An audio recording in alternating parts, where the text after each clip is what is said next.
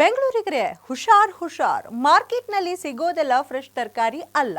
ಇಂತಹ ತರಕಾರಿ ತಿಂದ್ರೆ ಇಲ್ದಿರೋ ಕಾಯಿಲೆ ಬರೋದು ಗ್ಯಾರಂಟಿ ಗ್ಯಾರಂಟಿ. ನಮ್ಮ ಬ್ರ್ಯಾಂಡ್ ಬೆಂಗಳೂರಿನ ಎಪಿಎಂಸಿ ಮಾರ್ಕೆಟ್ ಹಣೆ ಬರಹ ಹೇಗಿದೆ ನೀವೇ ನೋಡಿ.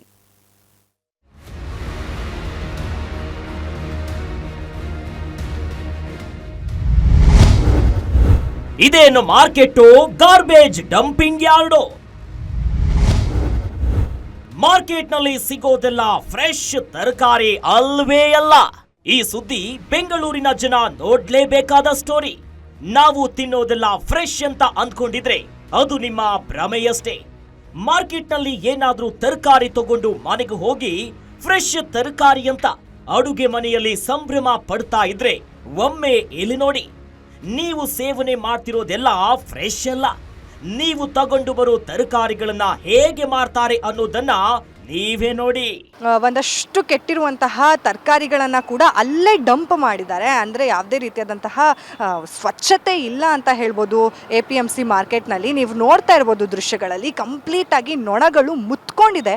ಇಂತಹ ಸ್ಥಿತಿ ಇವತ್ತು ನಮ್ಮ ಮಾರ್ಕೆಟ್ನಲ್ಲಿದೆ ಅಂತ ಹೇಳ್ಬೋದು.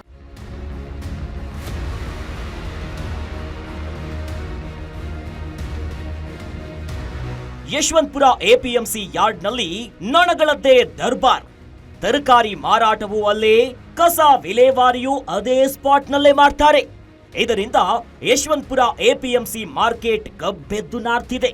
ಕಸ ವಿಲೇವಾರಿ ಮಾಡುವಲ್ಲಿ ಆಡಳಿತ ಮಂಡಳಿ ವಿಫಲವಾಗಿದ್ದು ಇಲ್ಲಿನ ಮಾರ್ಕೆಟ್ ಒಂದು ರೀತಿಯಲ್ಲಿ ಡಂಪಿಂಗ್ ಯಾರ್ಡ್ ರೀತಿಯಾಗಿ ಮಾರ್ಪಟ್ಟಿದ್ದು ತರಕಾರಿ ತರೋಕೆ ಹೋಗೋ ಜನರಿಗೆ ಸಾಂಕ್ರಾಮಿಕ ರೋಗದ ಭೀತಿಯೂ ಶುರುವಾಗಿದೆ.